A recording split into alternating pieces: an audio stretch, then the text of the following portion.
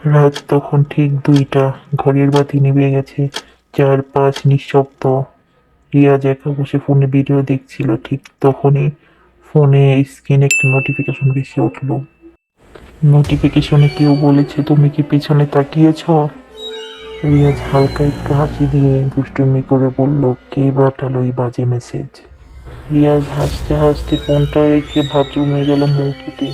বাথরুমে হালকা আলো জ্বলছে, আয়নার সামনে দাঁড়িয়ে সে মুখে পানি ছিটালো।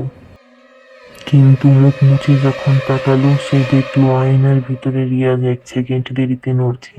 তখন সে ভয় পেয়ে গেল। তখন সে বলল, না, এটা ভ্রম ছাড়া কিছু না।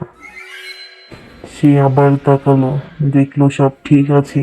নিজেকে বুঝালো, ভয় পাওয়ার কিছুই নেই, হয়তো চোখে ভুল দেখেছি। রিয়াজ ধীরে ধীরে ঘরে ফিরে এলো, কিন্তু এসে দেখে তার বিছানায় তার মতো কেউ বসে আছে।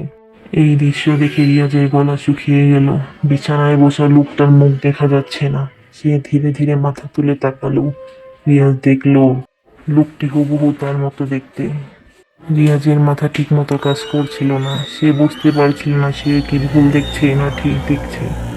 হঠাৎ রিয়াজের কানে ফিস ফিস শব্দ আসে।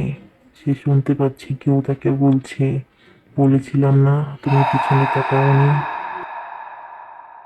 আজকের গল্পটুকু এই পর্যন্তই। পরবর্তী গল্পটুকু জানতে চাইলে আমাদের পাশে থাকুন এবং চ্যানেলটি সাবস্ক্রাইব করে রাখুন।